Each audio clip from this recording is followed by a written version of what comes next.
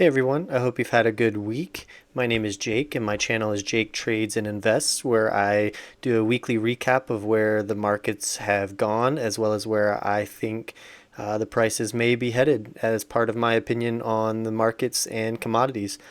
So with all of that said, we're going to jump into our first chart. And this week I'm going to start off a little bit different and look at the dollar index first. I haven't done this in the last few weeks.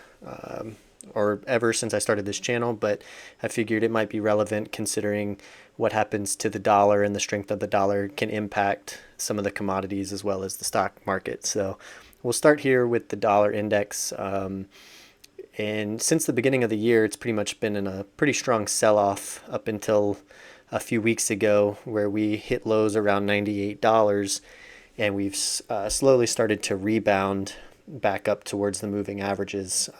And then Monday this week, we had a strong push up to touch the 50 moving average here above us. And then we started to pull back the rest of the week and consolidate sideways back around our support zone that's kind of holding between $100 and $101. So for now, it looks like the dollar is gaining a little bit of momentum back into it. And I think heading into this next week, we may see a little bit more of a push higher, back up towards the moving average. And if the momentum can continue, we may go ahead and push back up into this $103 to $104 range. We've got a little bit of a gap above us around 103.70 that we haven't quite filled since we've sold off the other month. So, and that kind of coincides with the 200 moving average overhead. So if the momentum can continue in the short term, I think the dollar could run back up towards that 103.60 to 103.70 level. And we'll see where it goes from there. So that's my take on the dollar for now. And with that being said, we'll switch over to gold. And so if the dollar shows a little bit of strength, that's usually a headwind for gold. And as we've seen in the last couple of weeks, gold has kind of consolidated and sold off ever since hitting its all-time high at 35.09. And so if the dollar continues to strengthen, it's possible we'll see a little bit more of a sell-off in gold in the short term. Or, gold can also continue to consolidate sideways for now. But yeah, that if we have a strong dollar, that's usually meaning weakness for gold, and if we have a weaker dollar, that's usually strength to push gold higher. So they're inverses of each other for the most part. So we'll just keep an eye on that. So for now, I think gold may continue to consolidate sideways a little bit, or even pull back a little more and pull back a little lower. The same would be said for silver. So for right now, we've been consolidating sideways for a couple of weeks ever since having the strong push up off of that $28, $29 level here. We've pushed up and now we're just consolidating sideways. We're still above the 200 moving average, so it's still looking bullish in the short to medium term, in my opinion. And I think silver is set to continue higher over the medium to long term, along with gold. But for now, in the coming weeks, it's possible that we'll continue to see some sideways consolidation and even maybe some pullbacks towards the moving average. As far as platinum, we're continuing to hold around our resistance zone around $1,000. This week, we've just been kind of consolidating sideways. We are above the moving averages, and those are turning higher. So as long as the price can continue to consolidate sideways in this little bit of a range here and not really break below 960, I think platinum looks good to push higher in the short to medium term and test this resistance zone again. Copper looks like it's got a little bit of weakness this week. We kind of consolidated sideways earlier in the week and then started to sell off to end the week on Friday. We are below the 50 moving average, so it's possible copper may pull back down towards this 450 level around the 200 EMA and continue to kind of chop sideways and consolidate for now. But I think as long as the other metals hold and head higher in the medium term, I think copper is going to follow that. As for oil, it did come back up this week and retest the 50 EMA before pulling back a little bit on Thursday and Friday. I think oil looks good to hold around this level to start the week, and then my guess is it's going to push back up towards the $66 resistance zone overhead here. I think we're building a little bit of momentum heading into this week to continue to push higher. We did this double bottom over the last month or two, and then had a pretty strong push up over the last couple of weeks. So I think right now we're just getting a little bit of a pullback as we're selling off, given that we're heading into that $64 range, which was resistance previously. But my guess is we're going to probably find some support here in the $60 to $61 range, and then push higher going into this week, back up towards the 100 EMA in this resistance zone overhead. Natural gas, we continued to sell off this week. I talked about it last week. We pushed up into the $380 range, which was our resistance zone, and we did sell back down towards the 200 EMA during this week's trading period. So for now, I think we're kind of chopping sideways. It looks like the moving averages are turning down, so it's possible we'll get a little bit more sell-off heading into this week.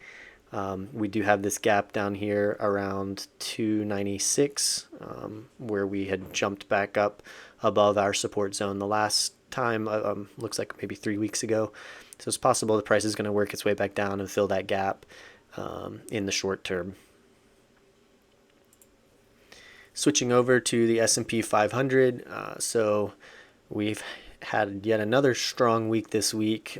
We gapped pretty far up to start the week and then continued to just push higher as the week went on. So as of right now, the momentum is to the upside. I don't know how long this momentum is going to hold. I still feel that with this strong of a sell-off that we've had over the last couple of months, basically since February, March timeframe, that was a pretty sharp sell-off and a pretty sharp rebound. So I'm not too confident in this rebound that it's going to hold for the medium to long term. I think we've got quite a few gaps here below us that typically need to be filled. So I'm thinking, at least in the short to medium term, we're going to see a little bit more volatility, and maybe this is just a really strong bounce for now. But I could be wrong. I think it's very possible that we just come back down, retest this 5,700 level, close the gap, touch these moving averages, find some support, and continue higher. That's very possible. But right now, it's just, for as quick as we sold off and as quick as we rebounded, it's kind of hard to believe that this is going to hold for the long term. But we'll just have to wait and see. Same for the Nasdaq. We gapped higher on Monday and continued to push higher throughout the week. It would be the same story, in my opinion, as the S&P 500. We've got all these gaps below us here that we haven't really filled yet. So I don't know whether to trust the momentum to the upside right now. I would wait at least for the pullback back towards 20,000 and see if we can fill this gap and find some support around the moving averages. And if that were the case, the price came back and it did find some support here, it could be a good buying opportunity, but it would have to be a reasonable pullback, one with not a lot of momentum and a lot of these large red candles like we saw back in February and March. So for me, it's a wait and see. I'm not too convinced that this rally is going to hold for the long term. The Dow Jones, similar story, not as big of a gap, and we didn't just continue to head up like the S&P and the Nasdaq. We did gap up on Monday, kind of pulled back Tuesday, Wednesday, started Thursday lower, and then pushed higher into Thursday and Friday. So it looks like the momentum is behind the Dow and the other indices for now. But again, like the other indices, we've got a gap here around 41,400-ish and around 39,200 that hasn't been filled yet. So, I won't say that we're just going to fall straight back down and test these lows and fill these gaps, but I would look maybe over the medium term here. I would like to see a little bit more of a pullback and some more consolidation and let this bottom here prove that it's a true reversal and a true bottom around these prices before we head higher. And for the Russell, again, same story. We gapped higher on Monday, and we're currently just below the 200 EMA here. And not much more to say on the Russell, as I haven't said already on the other indices. Again, possible that the price pulls back down towards these levels to close some of these gaps. And that's kind of where I would like to see the price go before I'm convinced that we're ready to start a new bull market higher. But it's just hard to tell right now with how quickly we've fallen and then reversed back up towards the moving averages and all of that. So just have to wait and see what the coming weeks have for the price. I'm not in any of these markets right now. It's just my opinion on where I think they're going to head. It's possible we continue higher a little more before finding some resistance and then pulling back. 2200 seems to have quite a bit of resistance in that area where it acted as support over the previous 6 months or so. So it's possible that we get back up here and lull some people into believing the rally's gonna continue, and then we fall back down. But it's hard to predict that. So we'll just have to wait and see. In the last chart here, Bitcoin, for this week, we've just kind of consolidated sideways after we've had a pretty strong move to the upside. With the dollar getting some strength back into it, it's possible and likely that the prices of Bitcoin is at least going to pull back towards the moving averages, maybe around 100,000, possibly even down to 95,000, depending on how sharply it wants to fall. But if the dollar continues to strengthen, I would look for Bitcoin to at least pull back in the short term. So that's all I've got for you this week. I appreciate anyone that tuned in. As always, please like and subscribe. If you find value in the content, please leave a comment. Check out last week's video and see how the analysis held up. And I look forward to seeing you all next week. Thanks. Have a good one.